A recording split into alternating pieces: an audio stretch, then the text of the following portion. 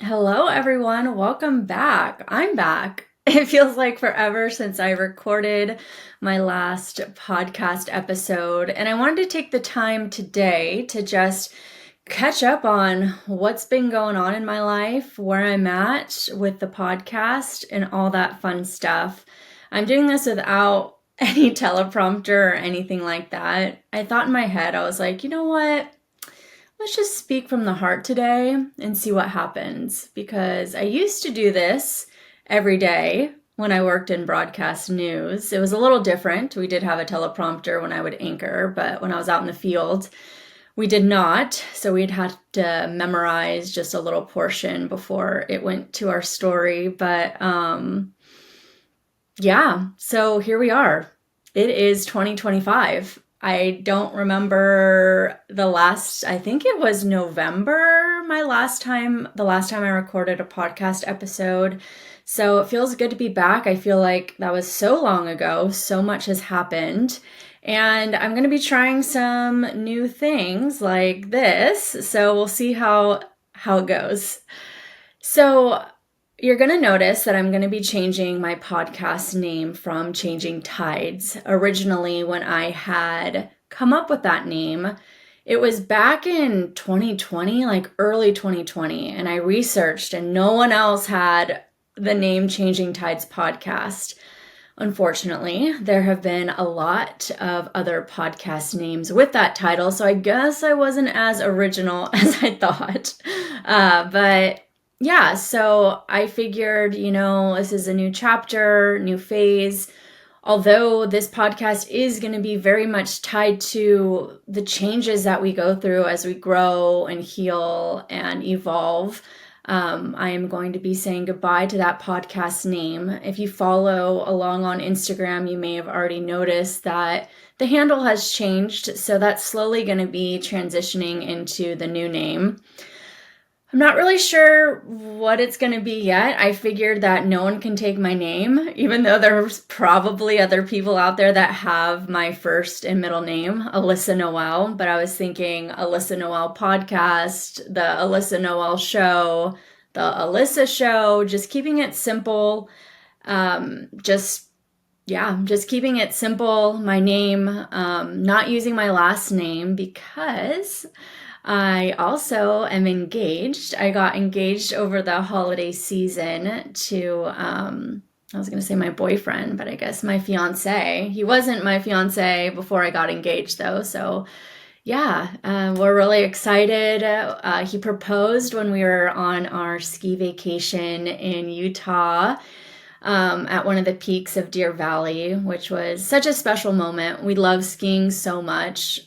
It has been such a joy to start a new hobby as an adult. It has tested me in so many different ways, and I've grown so much and crazy through a hobby, a sport, whatever you call skiing. I don't know if it's really a sport. I'm getting pretty good.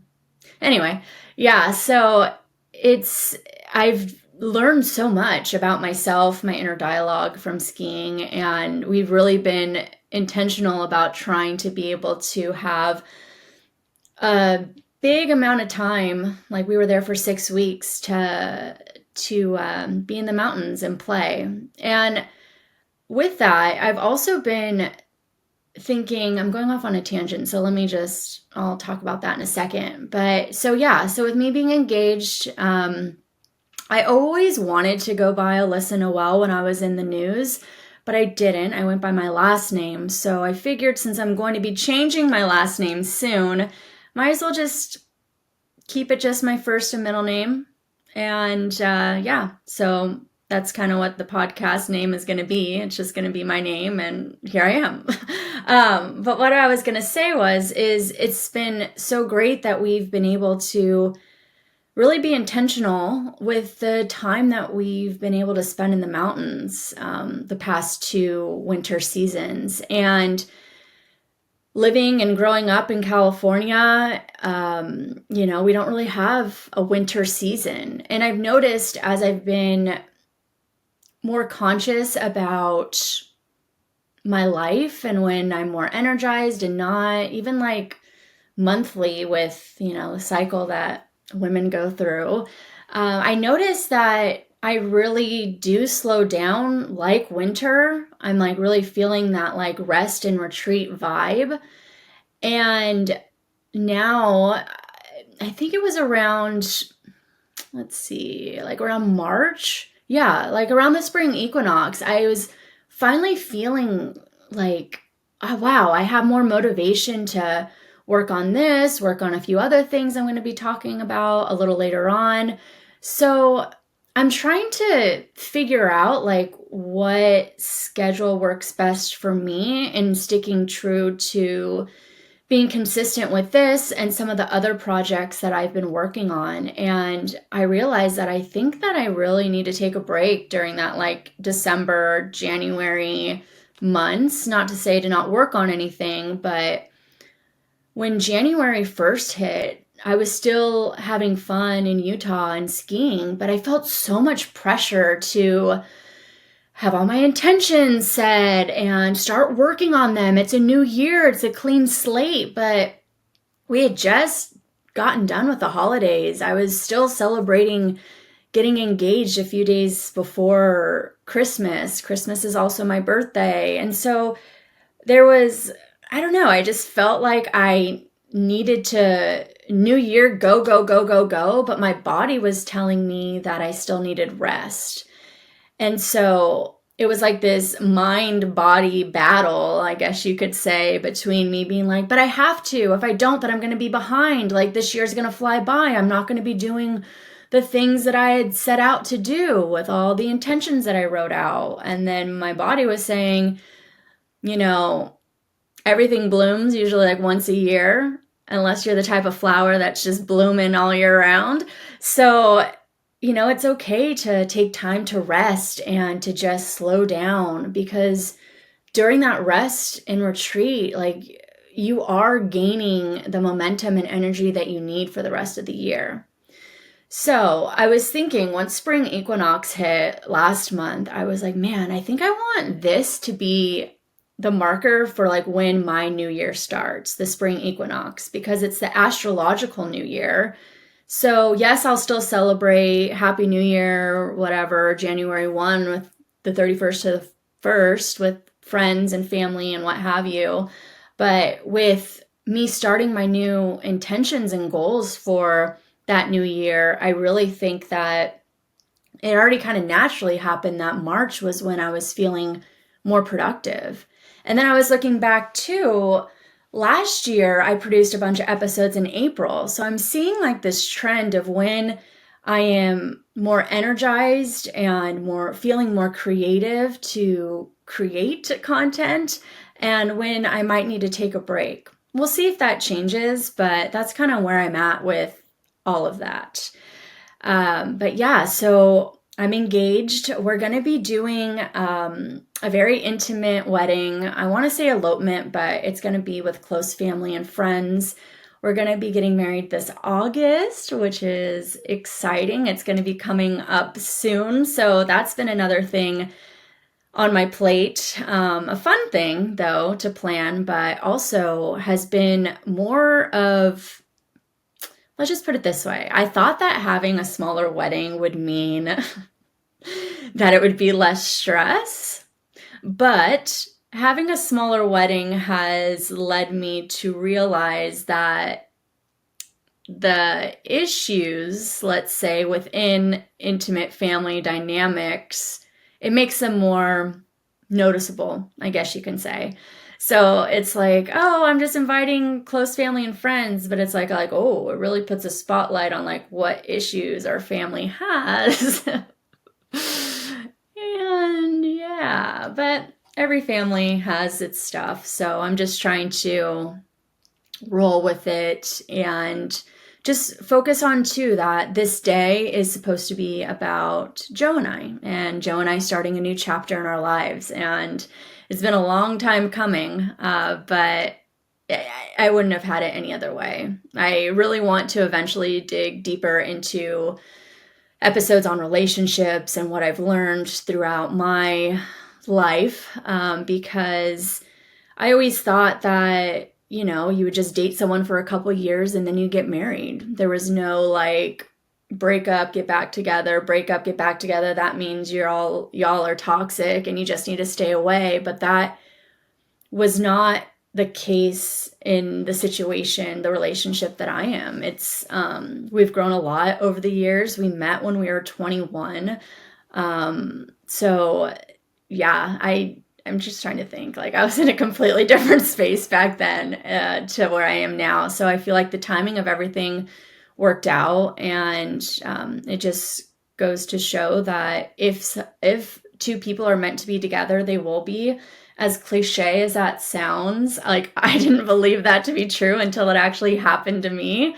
So yeah, and I'm just so looking forward to it. We're going to be getting married in Santa Barbara, which is close to where we live. And it's crazy that the weekend that we are going to be getting married is the weekend that we met 15 years ago. Not in the same location. We met in Hermosa Beach, but it's just so special that, that our wedding anniversary will be around the same time that we first met and the universe brought us together. So I'm really looking forward to that. But also with planning the wedding and deciding to make it small, I was debating on, do I have a bachelorette party? Do I not? Do I have a bridal shower? Do I not? And I decided to do both, just because, it's once in a lifetime milestones. Is it a milestone? I don't know. Once in a lifetime thing, I guess. But that's also brought up a lot of different things with my sobriety. Like what kind of bachelorette party do I want to have? And what do I want the vibe to be? And it's made me have some conversations with some friends about different things when it comes to drinking now that I don't drink that I haven't had yet. And as much as it was hard because in the beginning, but when I stopped drinking, I've said this many times, I'm not sure about on here, but when you first stop drinking, you feel like you're an infant and you have to like protect your sobriety at all costs. So I kind of just like stayed away from any situation that I would feel tempted or that I just didn't feel comfortable going to that I used to. And because my drinking was more of binge drinking, out with friends and partying and just taking it a little too far. I say a little too far. I'm being modest. Sometimes it was way too far, which is why I don't drink.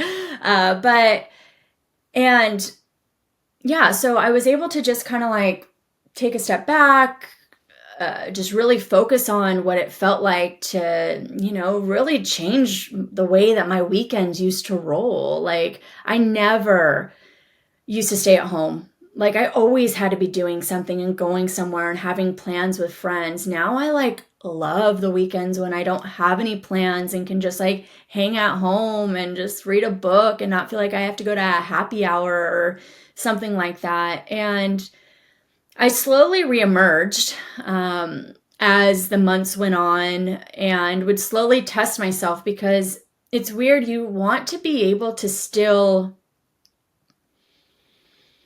fit in. I don't know if that's the right word, but yeah, I mean, I guess like fit in. Like in the beginning, I'm like, well, I want to prove to myself that I can still be in situations that I was when I used to drink, but just not drink. And the more that I did that, the more I realized that this isn't really my vibe anymore. Like, yes, I can go out to dinner and with friends and they can be drinking and that doesn't bother me. But going to bar after bar after bar type deal just it doesn't really serve me anymore. And that's okay because things change and you change. And as you grow, especially in sobriety, and you kind of realize what you're comfortable with doing and not comfortable with doing. So, it's been I saw someone post something the other day and I reshared it on my Instagram that was like what people think sobriety is, not drinking, what it actually is. And it's just a list of all these things. And it's so true.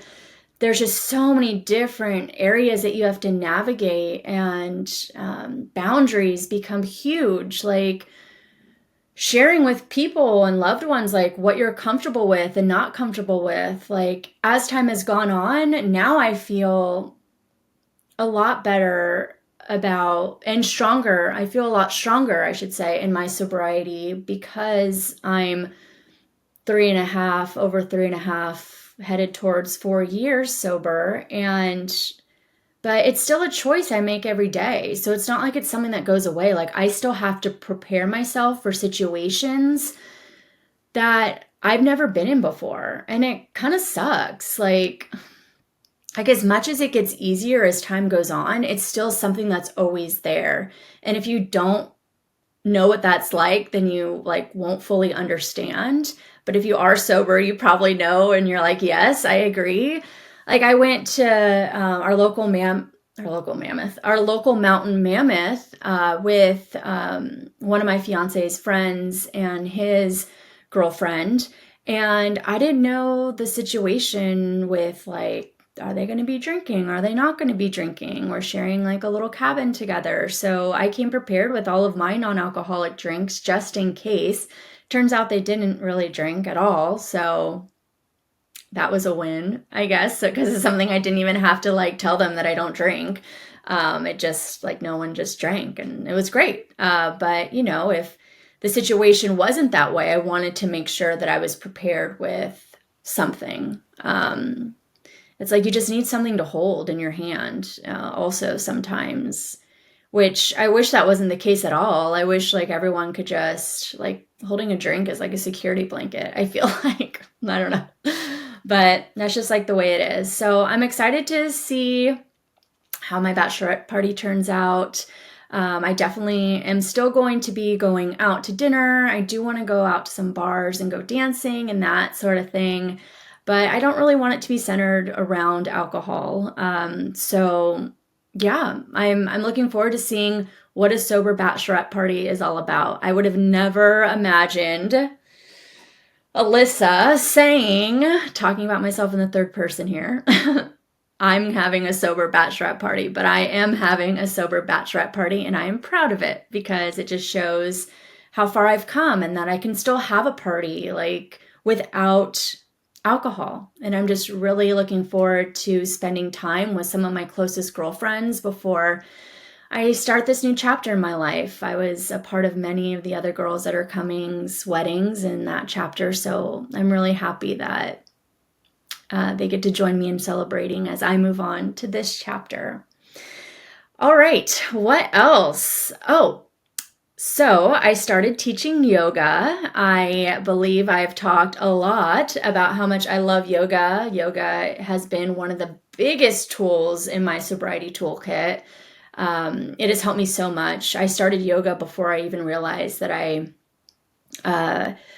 needed to stop drinking. I really feel like that yoga, along with therapy and a few other things, I have said this many times, when like 2019 was like that year that I started really going to yoga because I was stressed at my job that I was at, and therapy. I finally got myself to therapy, and those two things really helped me eventually, a couple years later, 2021, to come to the realization that alcohol is no longer serving me. So I'm so glad that I'm in a space where I will be sharing what I know about yoga, being the teacher, being in a teacher role to students. I mean, I'll always be a student.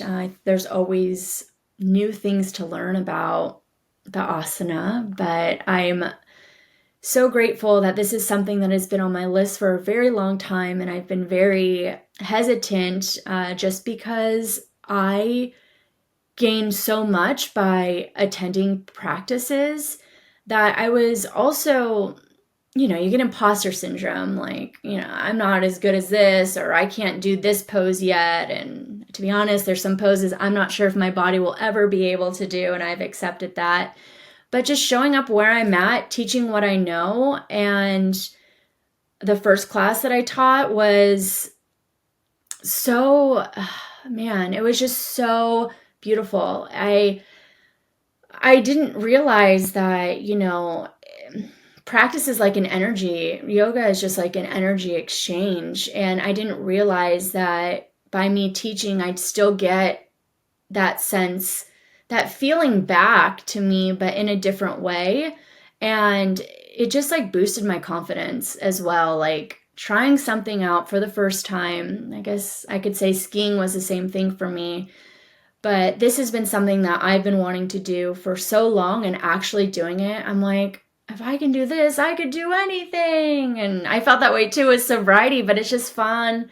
It's fun getting that, like, I don't know, just like that extra boost of confidence to help me along the way. And I'm looking forward to seeing where it takes me, because this is just the beginning of me teaching, and I just love it so, so, so much.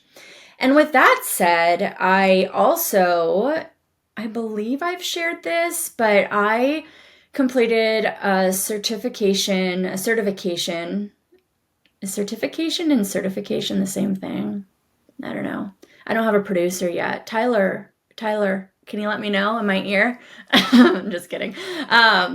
To become a recovery coach. So I'm going to be using that. I'm not sure yet, but I'm going to be starting a new Instagram page. It's out there right now, Title Recovery, where I'm going to be sharing more so about my journey, offering helpful advice, maybe starting a community where I kind of talk about recovery, as in sobriety, yoga, and mindfulness. So it's going to be a combination of basically everything that has helped me get to the place that I am in today.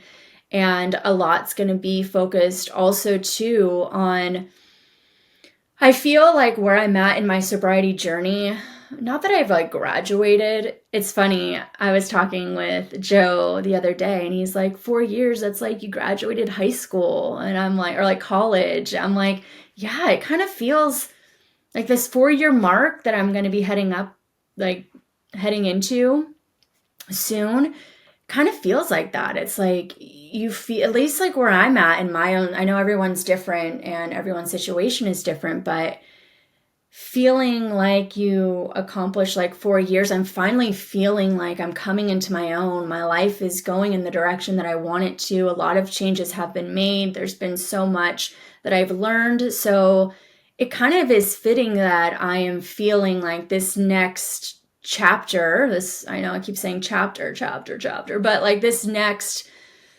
phase of my life, as I'm entering in year 4, I just feel like I have so much to share, so much that I've learned, and in return, hope that something that I've learned might help someone out there. I'm not going to really focus on, maybe I will, it depends. I don't want to say never. I don't really know, but yet fully, but I really want to target people that have been sober for a little bit and are kind of like, well, now what? Like so much more, like I had mentioned earlier, so much more starts coming up as you get more comfortable in your sobriety. Like in the beginning, it's like you're white knuckling it. You have to protect it at all costs.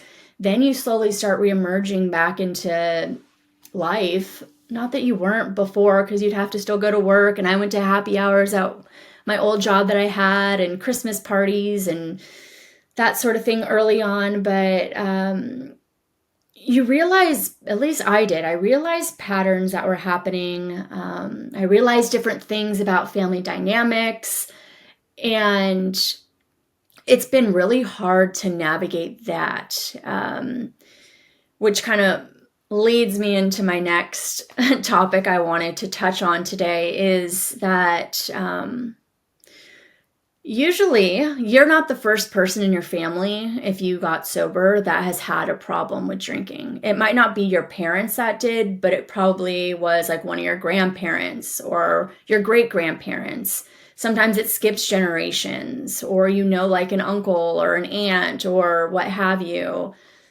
Speaking of uncle, it just made me laugh because when my mom and I were going around trying to find restaurants to have our dinner, my wedding dinner, two of the places that we looked at, both were like, we don't serve hard alcohol. And this is before I told them, well, I don't drink.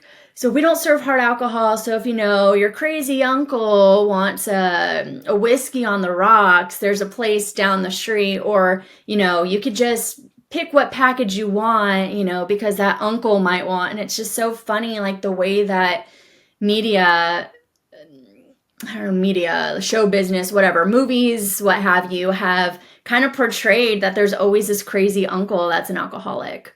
So that was a little tangent. But back to what I was saying is, I've learned through the recovery coaching that I went through, and also through just like my own self-exploration through therapy, that it's usually like a family disease. And I feel that there are outlets that are talking about that. And I just want to be another voice in that space to kind of share my experience, because it can feel so isolating and so lonely, where it's like, you're the one that doesn't drink, but then family members still drink. And then, it depends. It could go one or two ways, where, you realize that one of your parents might have a problem with alcohol, but they're not wanting to face that. And how do you manage that? Or on the other hand, you could have a family that's super supportive of your decision and has also, because of all that you've learned, has decided that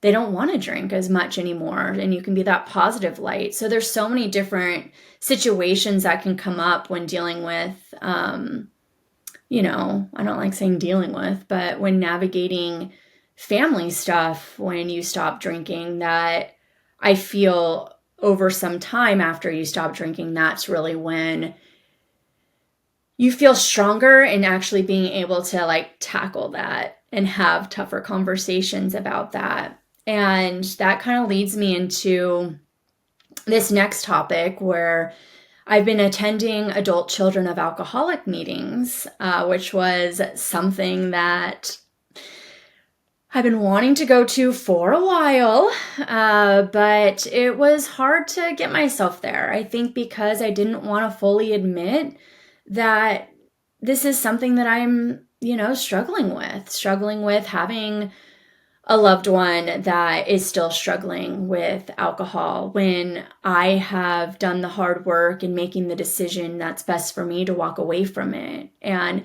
navigating how tough it is, knowing how great life is on the other side, but then seeing someone that you love not there yet. And so I feel like I kind of have like this ball and chain, like where like addiction's still like lingering behind me, and I'm like slowly trying to crawl forward.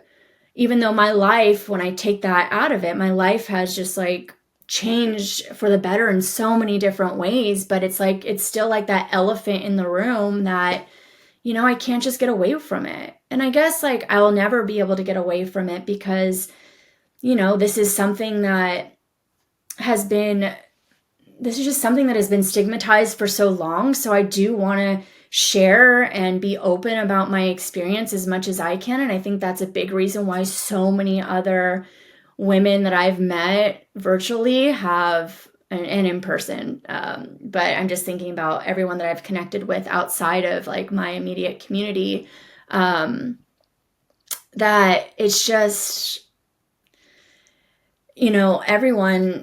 not everyone, but a lot of people are talking about it more now, and it's great. And I think the more that people talk about it, the less it'll be stigmatized. And it's just like, I still don't even realize why it is. Like, I really want to do a deep dive into like where alcohol came from, how it became what it is today, how people that decide not to drink, people automatically assume they had a problem with it. And because I feel like there's so many narratives that have been told that keep people stuck in the cycle of drinking. I know that was the case for me, because I was still maintaining a job. I was still going after the career that I wanted.